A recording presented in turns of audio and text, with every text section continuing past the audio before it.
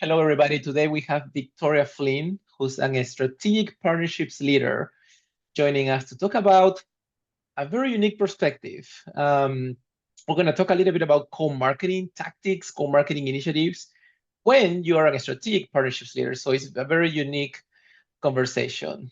Victoria, how are you? I'm good. It's a little bit cold up here in Chicago, but we're keeping things warm, and I'm really excited to talk to you about one of my favorite subjects today. Awesome. Victoria, why don't we start with you telling us a little bit about how did you start in the world of partnerships? How your experiences have shaped you to the current role that you have today? Totally.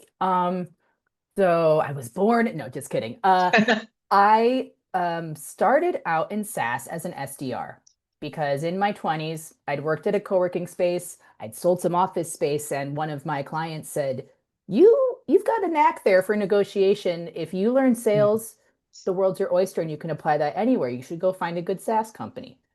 So I joined a company called Bluecore. They've since had a couple of different iterations, but I was an SDR there. And one summer, I had New England as a territory and during the summer. And before the advent of remote work, that's a very hard place to get into because no one is at their office during that time of year. And I struck out. I had a bad quarter. I had met all my activity numbers, but I didn't have any meetings. And I started working with my AE who had friends at Responsis at the time. And he said, Mhm, hey, my buddy at Responsis needs help with this mutual customer. Do you mind helping grabbing a couple of enablement materials and sending that to him? mhm. Because I need to run this deal right now. And I put together some documentation. I sent that over, and we got ended up getting 3 introductions from that rep, even though we didn't have a Oh, formal partnership with Responsis yet. And yeah. so I thought to myself, wait, why am I trying to bang down the door of this house when I can just go knock in the back and have someone let me in? And wait, there's a whole career for this. So that's I started to get time with the COO and kind of pitch a partnerships function while it had also been established as a strategic initiative top down. So the timing was really good for me. They basically said, hey, we've got someone thinking of the strategy, but we need someone who is familiar with the product and the ecosystem who can be like an operator. And Mhm. that's how that Yeah, started. that's pretty cool. And you know what? You just reminded me of something that I kind of also experienced early in my career. I was very young. I was a sales engineer. But then somebody said to me, like an executive, a mentor told me, hey, if you really want to learn about the business, at some point you need to get into sales, Mm-hmm. which I did. And it was super scary. It was super frustrating, but it was such a learning experience really to understand, the customer buying cycle, and the different pressure that you go through when you got to deliver a number at the end Mm-hmm. of the month, at the end of the quarter. So definitely very thankful for having that account manager title in my resume at some point many years ago. Yeah, That's pretty cool. exactly. And so I know that you manage partners, right? You have an official sales role, but I know that you also are very are also a good marketer. I know that you do a lot of marketing with your partners for there's a reason for that. So I'm wondering if you can share a little bit about how do you approach marketing with your partners when you are actually a salesperson? Like, what are some of those perhaps creative co-marketing initiatives that you have worked on in the past? Writing down that question, that's a good one. Oh, that's Yes. tough. I think when you approach sales, or sorry, when you come from sales and you are approaching marketing, you are coming with a bias for outcomes, for measurable, tangible outcomes. And Yeah. you're not just trying to make something look good or make someone feel something, you're trying to have like a measurable a measurable metric, something to that's tangible. That's Yeah. one reason why people say that's the hardest part about brand marketing or brand awareness. You can't measure it, but it's super duper important. Um, and so um, with that in mind, it makes you ruthless kind of about clarity. So you stop caring about the clever taglines as much and start caring about whether Mhm, the message is actually moving someone to take action. So that can be like a very mhm, like sales focused aspect. But mhm. marketing is actually the part that's supposed to make you feel. and you can't have Mm, one without the other. mm-hmm, And I think approaching already with mutual understanding that a tale as old as time, cats versus dogs is sales versus marketing. And as a partnerships person, I just work at the pet store. And I think having that is the way to approach it as opposed to being like yeah. the way you do things is wrong. Hi, we all actually have the same goal, and I have to speak both of your languages anyways. So it's also coming to marketing in their own language, as opposed Mm-hmm, to saying, I need more, let's say at your goal for like demos, like a partner source demo. But mm-hmm. maybe the marketer is gold on net new contacts. You're not going to come in there and say, hi, I want to get you a bunch of demos. You're going to say, hey, if we run this webinar with this other partner, this can provide you with X amount of new, unidentified contacts that we haven't had in our CRM yet. So you're So asked, oh, sorry, go ahead. yeah, no, so I was gonna say super important to understand KPIs that marketing has, right? So that you can help them through partners, right? Help them achieve their KPIs. Yes, speaking to them in the language of what they're trying to accomplish. So that's, I mean, Mm-hmm, you saw the presentation I did at Catalyst, and mm-hmm, I think whenever you're approaching anyone, I would say before you even approach them, study what they're gold on. Don't mm-hmm. approach them yet. Like try to conjecture on what their motivations could be, what's important to them. And so when I'm approaching marketing as a salesperson, it's taking the really cool idea and then executing it. And I think that's kind of ironically, marketing becomes like the strategy arm and sales is the actual execution of said strategy. And I don't think we look at it that much. We look at them like No, this, but I think marketing is here. They come up with the mhm. idea and sales is the one bringing that message to Yeah, market. yeah. Too many times it's the cat versus dogs. And so I have seen that multiple times. So yeah, Yeah.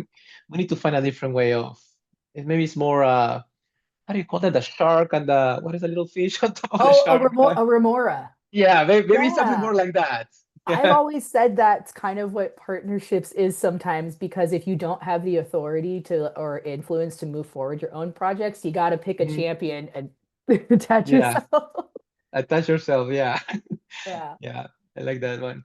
So I definitely like your approach on how to talk to marketing in their own language. And one of the biggest things I think that people think when they're trying to find out what are some of those co-marketing activities Hmm. to execute is events. Events are always big. Events, um, people like events for different reasons, and there's two types of events really, right? There's virtual events, webinars, live sessions on LinkedIn. Maybe there's different things that you can do virtually. There's in-person events that you can do as well. um, Total different vibe, right? Total different, logistically, they're very different. And I'm sure you've had your fair share on both sides. So I'm wondering if you have a preference for one or the other. How do you see pros and cons on one versus the other? When do you use one versus the other? What do you think about um, events? Oh man, that's such an interesting and like context dependent question, especially if we think Mm, about COVID and post-COVID and yes. pre-COVID. Um, Pretending that everything's perfect in the world all the time right now for this question. Virtual events are great for reach. Things like webinars, panels, digital workshops. It's like a low cost of entry and a low barrier to entry, Mm-hmm. uh, which is that's the pro. But the con also means if someone is accepting your invitation, they don't might not have skin in the game to attend. I read somewhere, I believe there's like a industry standard for webinar attrition, like accepting versus attending is around Mm-hmm. 50%. Don't quote me on that. I want to research that before we publish that set. But that was something I was once told by like our head of marketing two companies ago. Yeah. So to kind of bake that in when you're looking at stuff.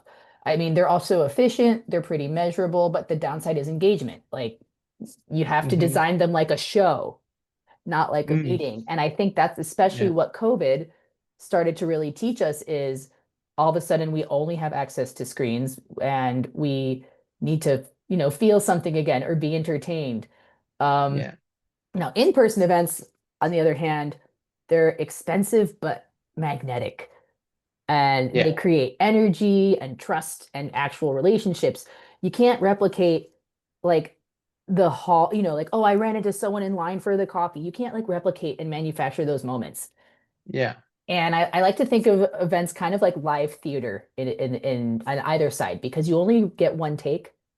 So you have to Mm, make people feel something. Because at the end of the day, people, they want to do business with people they like being around. And that's I true. think that's what we start to forget. So I think that's what sales can forget sometimes, but marketing knows, but marketing doesn't remember that we have to track it in a way that's pertinent to sales. Yeah. Yeah, but Yeah. go People ahead. do business with people, right? At the end of the day, there's a lot of building relationships, right? And yeah, you can build, I think, probably a good relationship in person. Because like you said, hey, you have that opportunity to go, hey, let's go get a drink, hey, let's go get a bite, hey, I just met somebody having a coffee or something, right?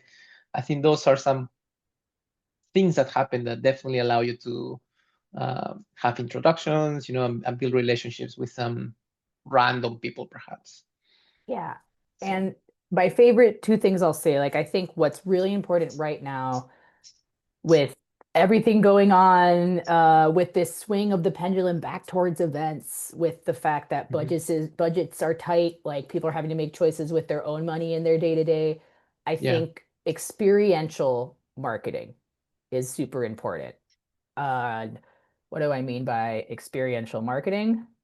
Well, in this case, it would be something, I mean, a marketing like event that provides an experience different. It's something that people can feel, not just see. It's all about Hmm. creating an experience that lets people live in the brand. Now, that might be Hmm. difficult when you're thinking about what does it mean to live in a B2B software platform, but it could also be anything from that's there to like create a memory and to teach you something new. So Hmm. thinking of like I know at Adobe's conference at the beginning of the year, they're frequently it's in Vegas, and a lot Hmm. of people are always overwhelmed by all the machines at the Venetian. So like a cool experiential marketing would be the night before to have a come partner with so and so and have like stencil teach you how to play craps teach Oh, you yeah, something I will do new. that. Yeah, exactly. Yeah. Like, because now you have an now we've like in the same way that I think with the casino and with a lot of events,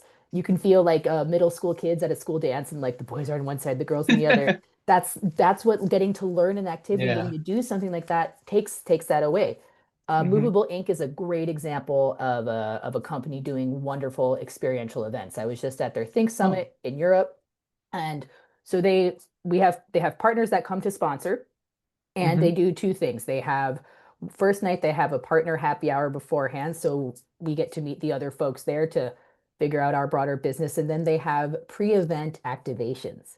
So they do like a Mm. cool pre-night mixer where you're meeting, it's not Yeah. around any content, it's not around anything related to tech.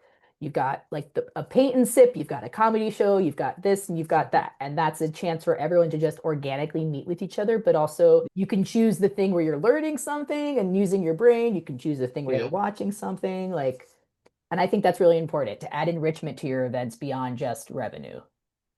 Yeah. That's very cool. I haven't thought about it that way. The event really starts before the event, right? There's some pre-event activities, and it's very low key, an opportunity to mingle with others. You don't necessarily want to talk about business during those pre-event activities, but it's just an open opportunity for people to start chatting about Yeah. informally, perhaps about the business. So that's really cool. I haven't thought about it, but yeah, I It's, think that's what people will remember, right? Is the experience. yeah. It's, Hmm. and I'm biased too because that's in Europe and culture there around Yeah. business is different than the United Yes. States. Yeah. You could say uh, in in the US, like a decision starts with a meeting and ends with another meeting. But in like Europe, and I used to do some business in LATAM too, uh, Mm. a meeting starts with like coffee or tea Yes. and then ends with a decision. And yeah, so I just think it's important to, I guess, think about where you are too and what your audience is Mhm. used to. Yeah. I have done quite a bit of work in Latin America as well, and you need to have food. involved in meetings and decisions. You need to go for a good dinner and Yes. some good local alcohol, Yeah. honestly. So that's how it is. That's how business is. Yeah. Okay. Yeah. Final question, Victoria. So tell me about communicating to partners. You, as the strategic partnership leader, you manage the relationship with partners. How do you typically communicate with them? Do you have any best practices? Do you have any kind of a structure behind communicating to your partners? There's always a lot of information that we want to push to partners, right? But we gotta be careful not to overwhelm them. So what are some of the ideas that you have regarding partner communications? So I think partner communication, uh, I mean, I think about a couple things. One, I think it should feel like community management and less like Mm. a corporate email funnel.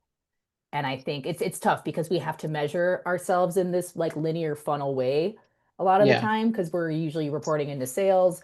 But I think it needs to feel like community management, which is where you should take a marketing mindset to this as opposed to a sales one.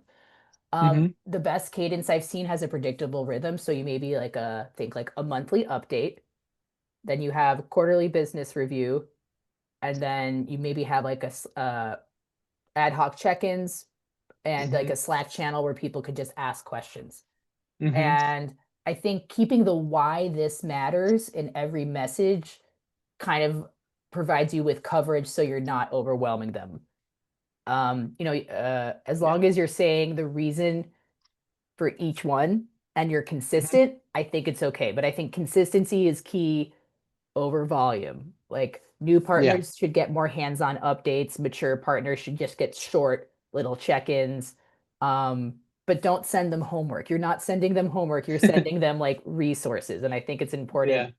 to think about that. But and if you're in the position to get a PRM, get a partner management That will system. help. None of them have hired me to be an advocate yet, so I won't be plugging any of them here. But I do think that if you can afford it, that's the best way to put everything in one place because the old school Yeah. way of here's a Google Drive and here's this and here's that can be so overwhelming. Yeah. I definitely like about establishing the cadence, right? The rhythm behind it, because partners like predictability, right? They know that every first Tuesday of the month they will gonna get this, something like that, right? Or every, I don't know, 15th of the month they will gonna get some monthly update. Yeah. So yeah, I definitely like establishing that versus just randomly sending information at any time depending on how it pops up. So yeah, that's very helpful. Victoria, thank you very much for your time. This was super insightful to hear your perspective on marketing activities as a strategic partnerships leader. I really appreciate your time, Victoria, and hope to see you soon in the next summit. Yeah, for sure. Thank you, Rick. All right, see you soon.